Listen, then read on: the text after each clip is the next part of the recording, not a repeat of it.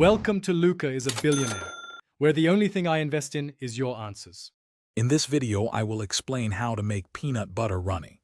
To achieve a smoother consistency, you can easily thin out peanut butter by adding a small amount of liquid.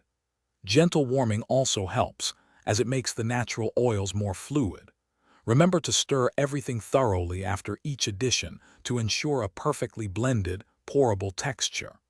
This simple process transforms thick peanut butter into a versatile ingredient for many uses. When thinning peanut butter, liquids are your best friend. You can use water, milk, or even a neutral oil like vegetable or canola oil. Begin by adding just 1 teaspoon of your chosen liquid, then mix well. If you need it runnier, add another half teaspoon and stir again. For savory applications, consider a splash of soy sauce or a touch of vinegar. For sweet treats, a bit of honey or maple syrup can enhance flavor while thinning. Warming peanut butter is another excellent way to achieve a runny consistency. You can microwave it in a microwave-safe bowl for 15-second intervals, stirring after each.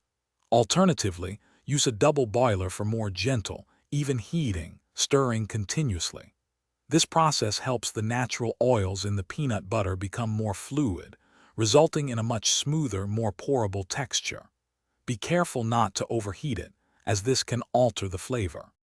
For the best results, always add your chosen liquid slowly, about 1 teaspoon at a time, and stir vigorously until completely smooth.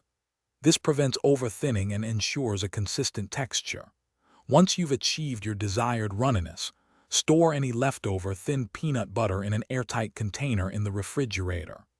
Runny peanut butter is fantastic for salad dressings, savory sauces, or as a delicious drizzle over desserts and breakfast bowls.